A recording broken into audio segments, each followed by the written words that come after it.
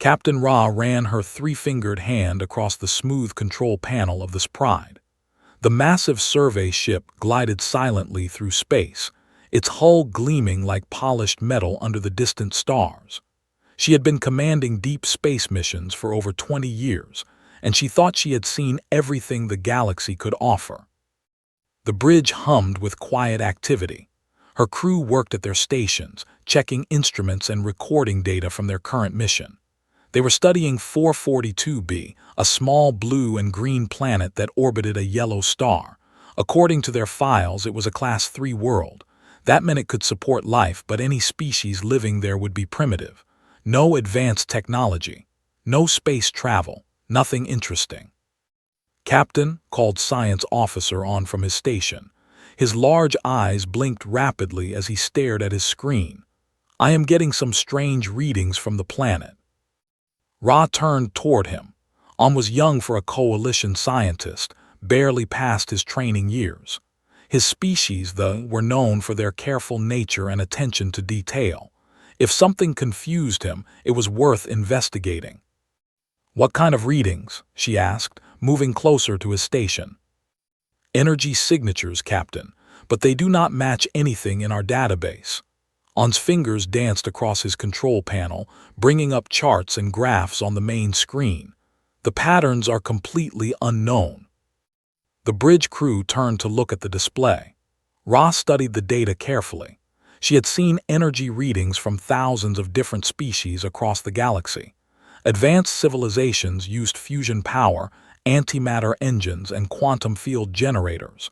Primitive species used fire, simple machines, and basic electricity at most. These readings were different. They showed energy output levels that suggested advanced technology, but the patterns were all wrong. They looked chaotic, almost random. No civilized species would build technology that worked this way. "Are you certain the sensors are working correctly?" Ra asked. "I have run 3 complete diagnostic checks, Captain. All systems are functioning perfectly." Pulled up more data. "The energy source appears to be in low orbit around the planet. It is definitely artificial, but..." "But what?" "It does not make sense, Captain. The energy output is too high for a Class 3 species, but the design patterns suggest extremely primitive construction methods." Ra frowned. In all her years of service with the Coalition of Advanced Worlds, she had never encountered anything like this. The Coalition had been exploring the galaxy for thousands of years. They had contacted hundreds of species and cataloged their technology levels. Class 3 worlds simply did not have the knowledge or resources to build anything that could generate these kinds of energy readings. "Show me a visual scan of the source," she ordered. The main screen changed to display the space around the planet. At first, everything looked normal. The planet hung in the darkness, its blue oceans and white clouds clearly visible. 3 small moons orbited nearby. Then highlighted a small object in low orbit. The entire bridge crew fell silent. The object was clearly artificial, but it looked nothing like any spacecraft they had ever seen. Coalition ships were elegant and efficient, their smooth hulls designed using thousands of years of engineering knowledge. This thing looked like someone had taken various pieces of metal and welded them together without any plan. It was roughly cylindrical, with strange bumps and projections sticking out at odd angles. Solar panels were attached in places that made no engineering sense. What appeared to be communication equipment was mounted on the outside of the hull, completely exposed to space radiation and debris impacts. "This cannot be right," whispered the navigation officer, a tall with silver skin. "No civilized species would build something so crude." "Yet the energy readings are definitely coming from that craft," confirmed.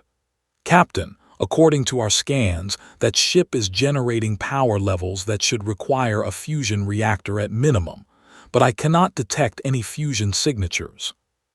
Ra studied the strange vessel more carefully. The more she looked at it, the more confused she became. Everything about it violated basic engineering principles. The hull design was inefficient. The component placement was random.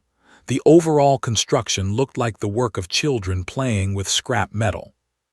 But it was clearly functional. It was maintaining orbit, generating power, and apparently operating some kind of advanced propulsion system. The contradiction made no sense.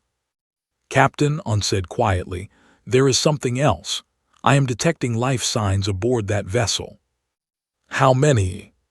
"5 individuals. The biological signatures suggest they are the same species as the dominant life form on the planet below." Ra nodded slowly. Standard coalition protocols were clear about situations like this. When they encountered a new species, especially one that might be on the verge of becoming spacefaring, they were required to make contact and assess the situation. If the species showed promise, they would be offered membership in the coalition and given access to advanced technology. If they were dangerous or unstable, they would be contained until they matured enough to join galactic society safely. But this situation was unlike anything covered in the protocols. How do you classify a species that builds technology that should not work, but apparently does? "Begin standard monitoring procedures," she ordered. "I want complete sensor sweeps of that vessel and the planet below, record everything, and prepare a full report for Coalition Command." Captain hesitated. "Should we attempt contact?" Ra considered the question carefully. The smart move would be to observe from a distance and gather more information before making any decisions. But the strange energy readings suggested that this species might be more advanced than they appeared. If they had developed some new form of technology, the coalition needed to know about it. "Maintain our current position," she decided. "Continue monitoring. If that vessel makes any move toward us or shows signs of hostile intent, we retreat immediately. But for now, we watch and learn." As the Sprite continued its silent observation, none of the crew could have guessed that they were looking at humanity's first real step into the galaxy. And none of them could have imagined how much that crude little ship was about to change everything they thought they knew about technology, innovation, and the very nature of civilization itself. The readings continued to pour in, each one more impossible than the last. 3 hours later, Captain Ra made her decision. The strange vessel had not moved from its orbit, but the energy readings continued to puzzle her science team. She needed answers, and the only way to get them was through direct contact. "Open a communication channel," she ordered. "Use standard first contact protocols." Communications officer, a blue-skinned Aquarian, worked at her station. "Channel open, Captain. Broadcasting universal greeting sequence on all frequencies." The universal greeting was a mathematical sequence that any intelligent species should recognize. It started with prime numbers, moved to basic physics constants, and ended with a request for peaceful communication. The coalition had used this method successfully for centuries. They waited. Minutes passed in silence. "Captain said, I am receiving a response." "Put it through the translators and play it on speakers." Static filled the bridge for a moment. Then a voice spoke in heavily accented but understandable coalition standard. "This is Captain Sarah of the Earth vessel Luna's Dream. We receive your greeting and respond in friendship. Please identify yourself and state your intentions." The bridge crew exchanged surprised looks. The response was direct and confident, not the usual nervous or confused reaction they expected from newly contacted species. Most primitive species were frightened when first meeting advanced galactic civilizations. "This is Captain Ra of the Coalition Survey Ship's Pride," she replied. "We are conducting a peaceful scientific mission in this system. We did not expect to find spacefaring technology here." There was a brief pause before the human captain responded. "We have been aware of your presence since you entered our solar system, Captain Ra. Your ship shows up quite clearly on our sensors. We were wondering when you would make contact." On turned to stare at Ra with wide eyes. This pride used the most advanced stealth technology in the galaxy. How could a primitive species detect them? You have been monitoring us, Ra asked. Standard procedure when unknown vessels enter our space, Captain replied calmly. We mean no harm, but we prefer to know who our visitors are. Ra felt a chill run down her spine. This conversation was not going at all as first contact protocols predicted. The humans were treating this like a meeting between equals, not like a primitive species encountering their technological superiors for the first time. Captain, she said carefully, according to our records, your species has only recently developed capabilities. How long have you been monitoring galactic communications? Another pause. Then Captain laughed, a sound that somehow conveyed both amusement and wariness. Captain, with respect, we have been listening to radio chatter from your coalition ships for about 60 years. We know quite a bit about your civilization and others in this part of the galaxy. The bridge erupted in shocked murmurs. 60 years meant the humans had been eavesdropping on coalition communications since before they had achieved reliable space travel. That should have been impossible with primitive technology. Hal unwhispered. Captain seemed to hear him despite the distance. We are very good at making things work, even when they probably should not. Would you like to come aboard our ship for a proper meeting? We can offer you coffee and show you around. Fair warning, though, our technology might seem a bit rough around the edges compared to yours. Ra hesitated. Standard protocols suggested that representatives of newly contacted species should be brought aboard the coalition ship for formal first contact procedures. This would allow the coalition team to assess the species' development level and determine the appropriate response. But Captain's invitation suggested something different. She was treating this as a diplomatic meeting between equals, not a first contact scenario. That implied a level of sophistication that did not match their apparent technology level. We would be honored to visit your vessel, Ra decided. May we bring a small diplomatic party? Of course, we will send you our docking coordinates. Just be aware that our ship is not as elegant as yours. We built it more for function than beauty. 20 minutes later, Ra and two security officers were aboard a coalition shuttle, approaching the human vessel. Up close, the Luna's Dream looked even more chaotic than their scans had suggested. Pipes and cables ran along the outside of the hull. Equipment was bolted on in seemingly random locations. The entire ship looked like it had been built in someone's backyard using whatever materials were available. Captain, one of the security officers said nervously, "Are we certain this vessel is safe?" Ra shared his concerns, but their scans showed the ship was structurally sound despite its appearance. It has maintained orbit successfully. Their life support systems are functioning.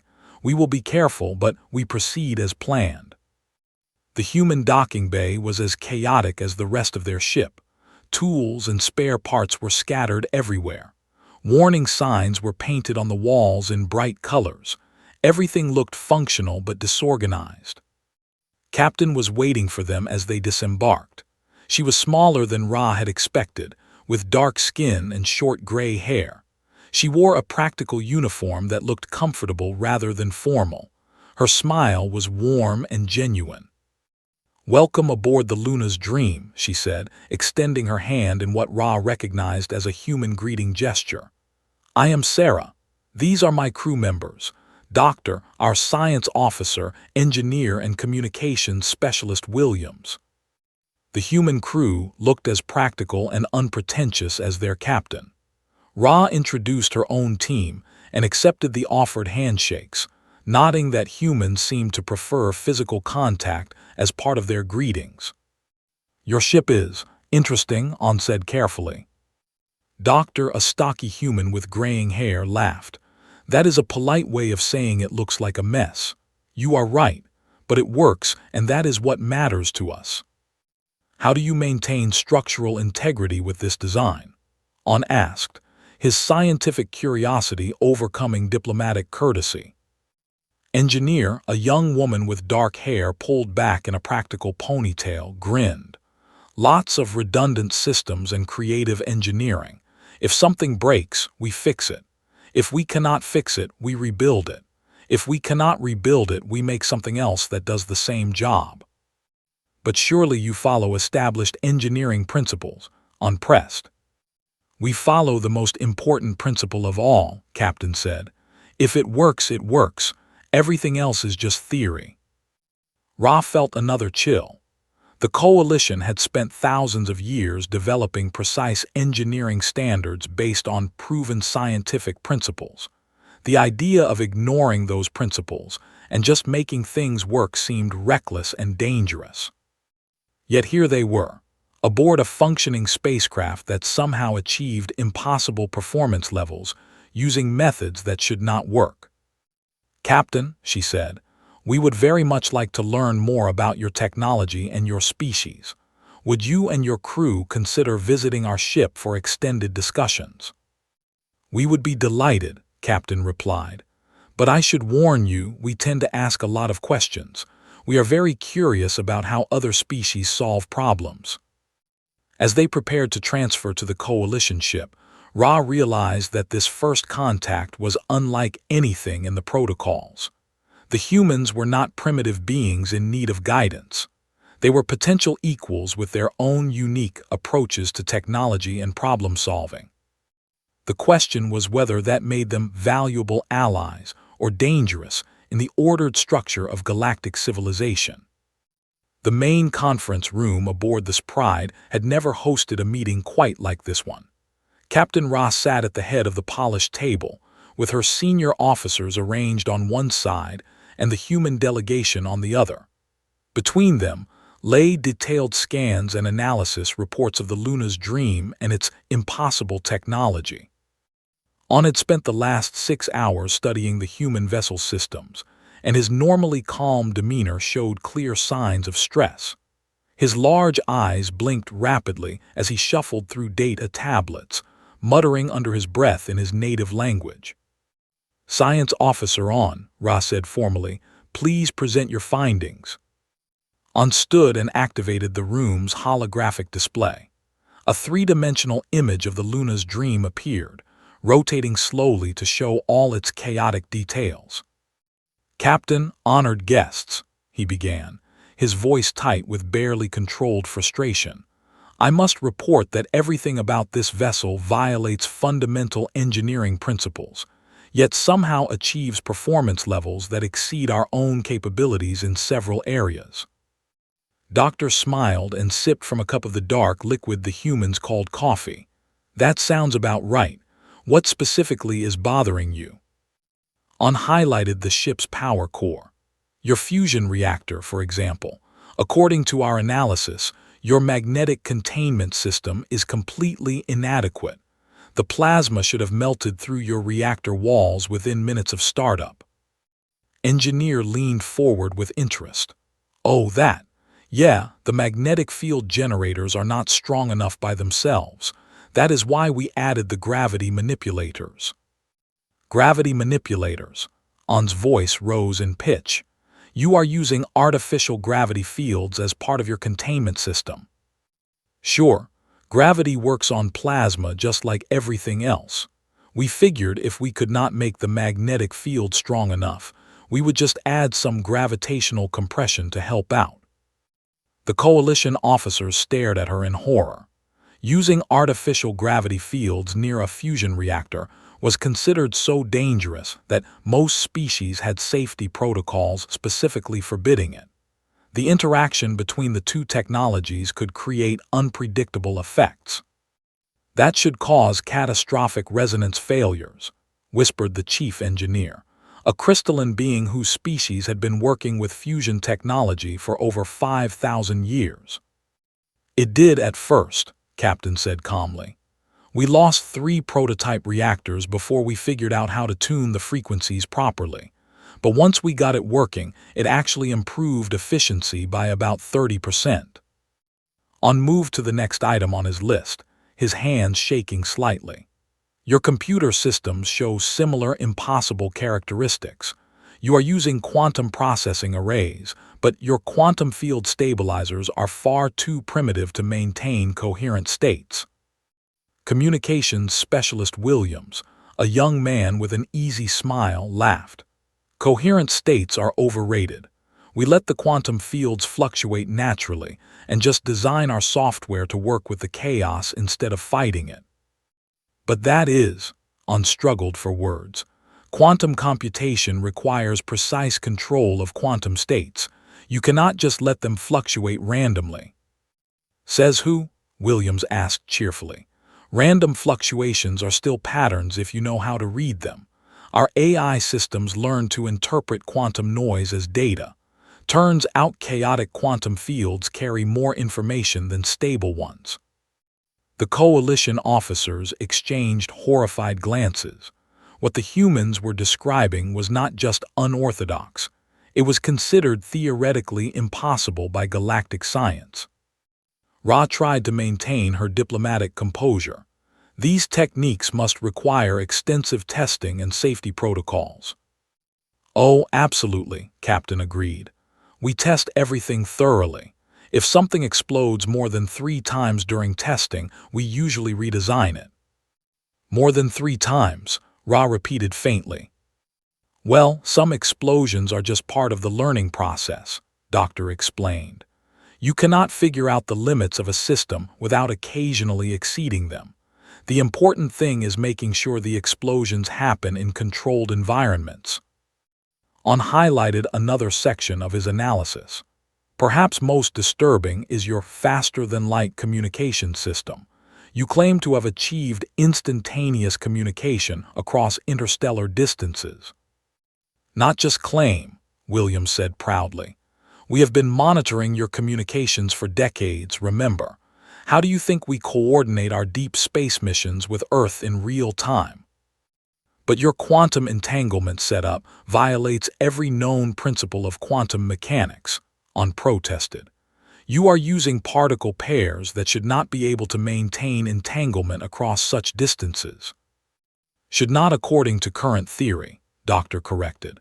But theory is just our best guess about how the universe works until we find something that works better. We found that entangled particles stay connected much longer than expected if you treat them right. Treat them right, asked weakly. Think of entangled particles like a friendship, Williams explained. If you try to control the relationship too tightly, it breaks down. But if you give the particles some freedom to be themselves while maintaining gentle connection, they stay linked much longer. The room fell silent. No one in the coalition had ever heard quantum mechanics described in terms of friendship and personal relationships. You anthropomorphize quantum particles, the chief engineer asked in disbelief. Why not? Captain shrugged. It helps us think about how they behave, and it works. Ra realized that this was the key difference between human and galactic approaches to technology. Coalition species develop technology based on deep theoretical understanding and careful adherence to proven principles. Humans appeared to develop technology through experimentation, intuition, and a willingness to try things that should not work. Captain, she said slowly, how long has your species been using these unconventional methods? Since the beginning, really. Humans have always been good at making things work with whatever materials we have available. When we started developing advanced technology, we just applied the same principles on a larger scale. But surely your scientists must be concerned about the theoretical implications. Doctor laughed. Our scientists love the theoretical implications. Every time we build something that should not work, it gives us new questions to explore. Science is supposed to help us understand the universe, not limit what we can build. Captain leaned forward. Captain Ra, can I ask you something? In all your years of space exploration, how many truly surprising discoveries has the Coalition made? How often have you found something that completely changed your understanding of how the universe works? Ra considered the question.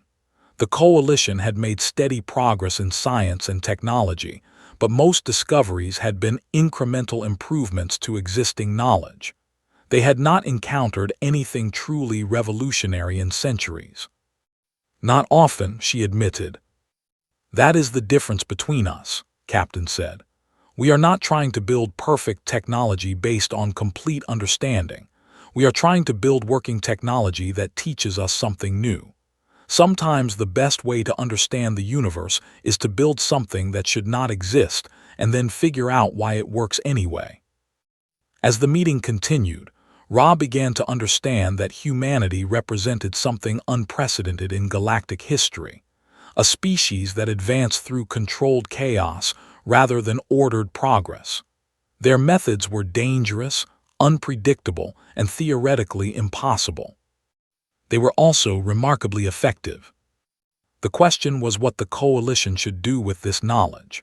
Could galactic society benefit from human innovation, or would human methods destabilize the careful order that had maintained peace for thousands of years? The answer to that question would determine humanity's future among the stars. The emergency alarm echoed through the bridge of this pride, cutting through the ongoing discussions about human technology. Captain Ra rushed from the conference room with the human delegation close behind her. "Report," she ordered as she reached her command chair. "Emergency distress signal from Research Station 7, announced communications officer, her blue skin pale with worry. "They are caught in the gravitational field of a collapsing binary star system. The station's engines are failing, and they cannot achieve escape velocity." The main screen lit up with tactical data. 7 was a coalition deep space research facility studying exotic stellar phenomena. The station housed over 300 scientists and support personnel from a dozen different species. It should have been safely positioned outside the danger zone, but stellar collapse was always unpredictable. "Distance to the station?" Ra asked. 14 hours at maximum speed," replied her navigation officer. "Estimated time until station destruction?" "Approximately 16 hours, assuming their structural integrity holds." Captain stepped forward, studying the display with professional interest. "What kind of rescue capabilities does your ship have?" Chief Engineer, or the crystalline being, answered grimly. "Under normal circumstances, we could easily tow the research station to safety, but the gravitational distortions around the collapsing stars would prevent us from getting close enough. Our engines cannot generate sufficient power to escape the gravity well once we enter the danger zone." "So you can reach them, but you cannot get back out," Doctor observed. "Correct. Standard rescue protocols require us to abort the mission. The safety of one ship takes priority over risking 2 ships." Captain turned to her own engineer. "What do you think?" Engineer studied the gravitational data carefully. "The distortions are severe, but they follow predictable patterns. The problem is that coalition technology is too rigid to adapt to changing conditions quickly enough." "Explain," Ra requested. "Your engines are precisely calibrated for optimal efficiency under normal conditions," continued. "But in chaotic gravitational fields, optimal efficiency becomes a disadvantage. You need engines that can adapt their output patterns in real time." Chief Engineer bristled at the implied criticism. "Our engines are the result of thousands of years of development. They represent the peak of fusion propulsion technology." "For normal space, absolutely," agreed. "But this situation is not normal. You need something more flexible." Captain was quiet for a long moment, studying the tactical display. Then she turned to Ra. "Captain, I have a proposal. Let us combine our ships." "I do not understand." Doctor stepped forward. "Connect our fusion reactor to your engine systems. Human power generation is chaotic enough to adapt to changing gravitational conditions, and your engines are sophisticated enough to handle the irregular power input." The bridge erupted in shocked protests from the coalition crew. "That is completely impossible," declared. Human and coalition technology are not compatible. The power fluctuations from your reactor would destroy our engine control systems. Not if we buffer the connection properly, engineer said calmly. We connect our reactor to your power grid through our gravity manipulators. The gravitational fields can smooth out the power fluctuations while actually using the chaos to help stabilize the connection. An stared at her in horror. You want to use artificial gravity as a power converter. The resonance effects could tear both ships apart. Or it could create the most powerful hybrid propulsion system ever built, Captain said. Powerful enough to pull a research station out of a collapsing star system. Ra felt the weight of decision pressing down on her. Coalition protocols were clear about situations like this. When faced with uncertain technology and high risk, commanders were expected to choose the safe option and minimize casualties. But 300 lives hung in the balance, and despite their chaotic methods, the humans had proven that their impossible technology actually worked. How long would this connection take to establish? She asked. About 2 hours if we work together, estimated. We would need to physically link our ships and run power conduits between them. It will not be pretty, but it should work. Should work, or repeated, based on theoretical principles that violate everything we know about engineering. Based on practical experience with adaptive systems, Doctor corrected. We have connected human technology to alien systems before. Not at this scale, but the principles are the same. Ra looked around her bridge. Her crew was frightened and uncertain, which was understandable. What the humans were proposing went against everything they had been trained to believe about safe engineering practices. But the alternative was abandoning 300 people to die. Begin preparations for ship-to-ship linkage, she ordered. All departments cooperate fully with human personnel. We have 2 hours to save those lives.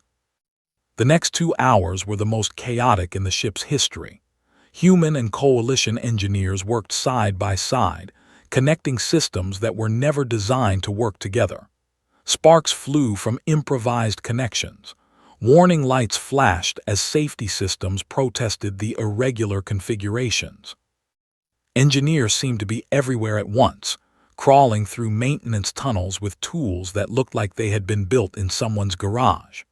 She connected human quantum processors to coalition navigation systems, jury-rigged power converters using spare parts from both ships, and somehow made it all work through what could only be called applied stubbornness.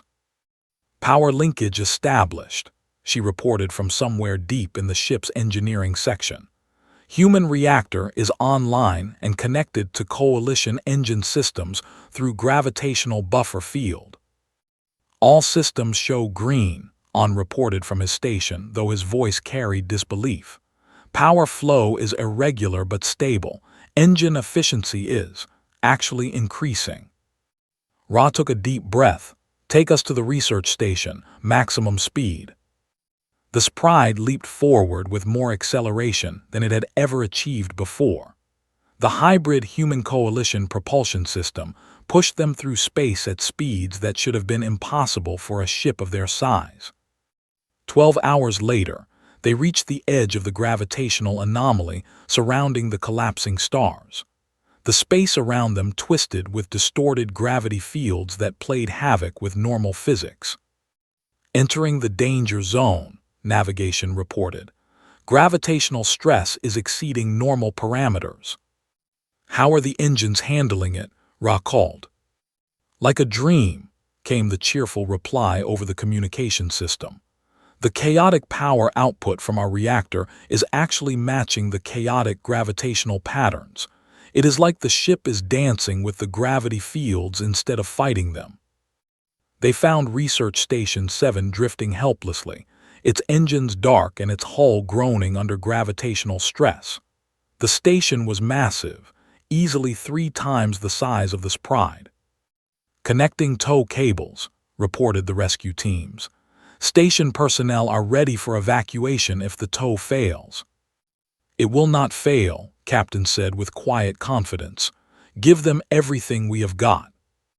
The hybrid engines roared to life, drawing power from both human chaos and coalition precision. The linked ships strained against the massive weight of the research station and the pulling force of the collapsing stars. For a terrifying moment, nothing happened. Then slowly, the station began to move. They climbed out of the gravity well like a swimmer fighting a powerful current. The engines screamed with effort. Hull plates groaned under stress. Warning lights flashed throughout both ships. But they kept climbing.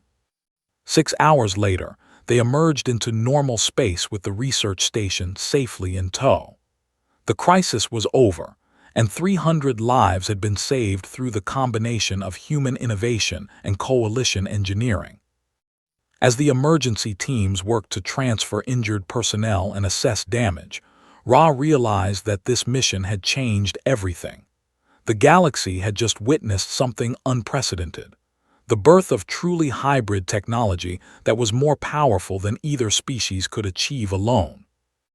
The age of human coalition cooperation had begun. 3 months after the Seven rescue, the Grand Assembly of the Coalition of Advanced Worlds was in session. Representatives from hundreds of species filled the massive chamber on the neutral world of Convergence Prime. The debate had been ongoing for weeks, and emotions were running high. Captain Ra stood at the speaker's podium, addressing the assembled delegates. Behind her, holographic displays showed images of the hybrid human coalition technology that had made the rescue possible. In the gallery reserved for observers, Captain and her crew watched the proceedings with quiet dignity. "Honorable delegates," Ra continued her testimony, "I have served the coalition for over 20 years. I have participated in first contact with 17 different species. I have never encountered a situation like the one we faced at 7. A tall, elegant representative from the hegemony rose from his seat. "Captain, while we appreciate the successful rescue of our researchers, many of us remain concerned about the implications of human technology. Their methods appear to deliberately ignore safety protocols that have protected galactic civilization for." "With respect, Counselor N," Ra replied, "their methods saved 300 lives that would have been lost using conventional approaches."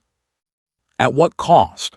demanded another delegate, a crystalline being whose species had perfected fusion technology. "These humans admit to causing explosions during their testing phases.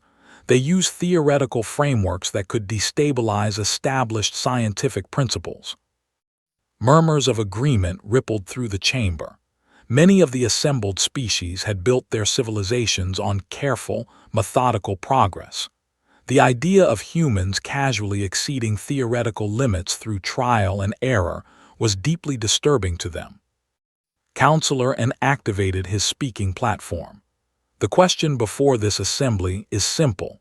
Do we classify humanity as a developing species in need of guidance, or do we treat them as potential equals despite their unconventional methods?" The debate that followed was intense. Some delegates argued that human technology was too dangerous to be left unregulated. Others pointed out that the rescue at 7 had proven the value of human innovation. A few suggested that humanity should be studied extensively before any decisions were made. Through it all, the human delegation remained silent.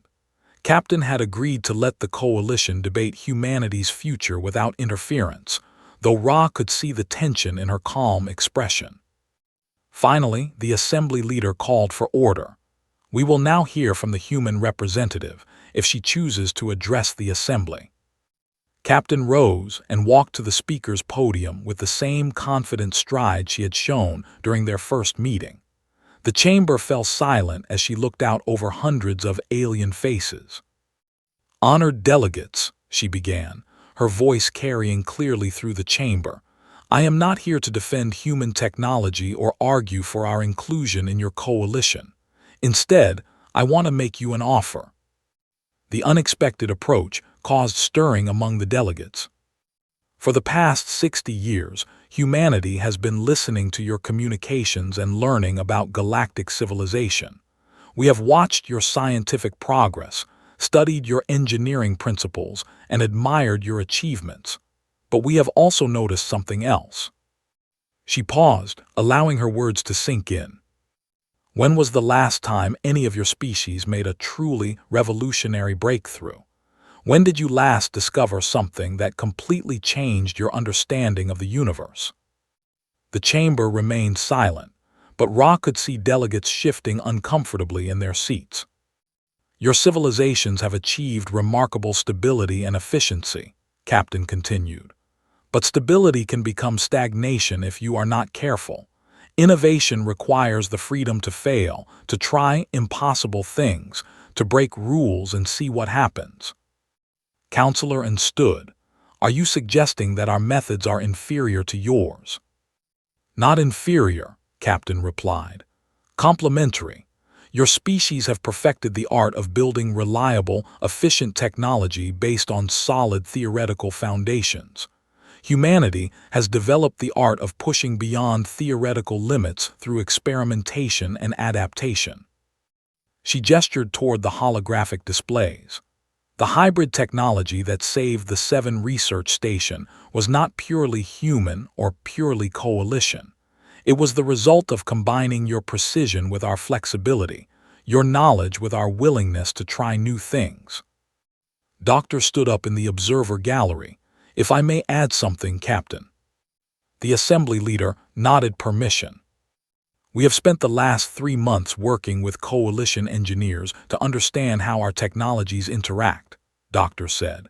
"The results have been remarkable. Coalition precision control systems make human adaptive technology more stable. Human chaos-based systems help coalition technology handle unexpected conditions." Engineer also stood. "We have designed prototype engines that are both more efficient than pure coalition technology and more adaptable than pure human technology.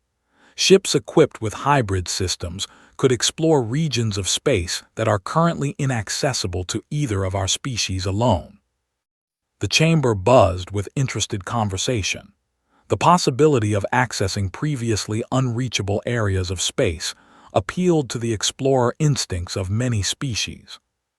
Captain raised her hand for attention. "This is what we offer, true partnership. Not human technology replacing coalition methods, but human and coalition approaches working together to achieve things neither could accomplish alone." She looked directly at Counselor N.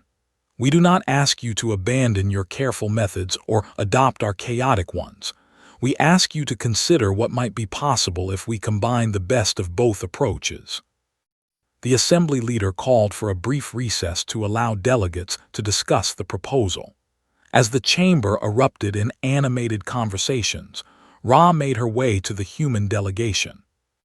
"That was brilliantly done," she told Captain. "You turned the debate from whether humanity is safe enough to join the coalition into whether the coalition is innovative enough to work with humanity." Captain smiled. "Doctor spent years studying galactic politics before we made first contact. We knew this moment would come eventually." "You planned this from the beginning." "We planned to be ready for it," Captain corrected. "Humans are very good at preparing for multiple possible futures." When the session resumed, the tone of the debate had changed dramatically. Instead of arguing about whether to accept humanity, delegates were discussing how to structure the proposed partnership. The focus had shifted from caution to opportunity. The final vote was closer than Ra had hoped, but the result was clear. Humanity would be welcomed as full partners in a new joint research initiative. The coalition would maintain its traditional approach to technology development, while humanity would be free to pursue their unconventional methods. Most importantly, joint projects would combine both approaches to tackle challenges that neither species could handle alone. 6 months later, Ra stood on the observation deck of Horizon Station, the first joint human coalition research facility. The station itself was a marvel of hybrid engineering, combining elegant coalition design with practical human modifications. It looked like a work of art that someone had decided to make fully functional through creative chaos. Through the viewport, she could see construction teams working on the first generation of hybrid exploration vessels. The ships were beautiful in their own strange way, with smooth coalition hulls interrupted by clusters of human equipment that somehow made the overall design more appealing rather than less. Captain joined her at the viewport, carrying 2 cups of coffee. The human beverage had become surprisingly popular among coalition species, despite its chaotic molecular structure that should have made it unpalatable to most alien taste receptors. "Any regrets?" Captain asked, offering one of the cups. Ra accepted the coffee and considered the question. The past year had been challenging as human and coalition engineers learned to work together. There had been failures, conflicts, and more than a few explosions during testing phases. But there had also been breakthroughs that neither species could have achieved alone. "None," she said finally, "though I admit I never expected to end my career as a pioneer of controlled chaos." Captain laughed. "Welcome to the human approach to exploration. We never know exactly where we are going, but we always end up somewhere interesting." As they watched the construction teams work on the new ships, Ra reflected on how much had changed since that first detection of impossible energy readings around a Class 3 world. Humanity had not just joined galactic civilization. They had transformed it by proving that there was always more than one way to solve any problem. The universe suddenly seemed much larger and full of more possibilities than anyone had imagined. And for the first time in centuries, the galaxy was moving forward into genuinely unknown territory, guided by the combination of coalition wisdom and human audacity. In the distance, the Luna's Dream and the Pride flew in formation, their crews working together to test new exploration protocols. The sight of the 2 very different ships flying as partners perfectly symbolized the new age of galactic cooperation. It was the beginning of the greatest age of exploration and discovery that the galaxy had ever seen, built on the simple human principle that if something works, it works. And the best way to understand the universe is to build something that should not exist and then figure out why it works anyway. The future had never looked more chaotically promising.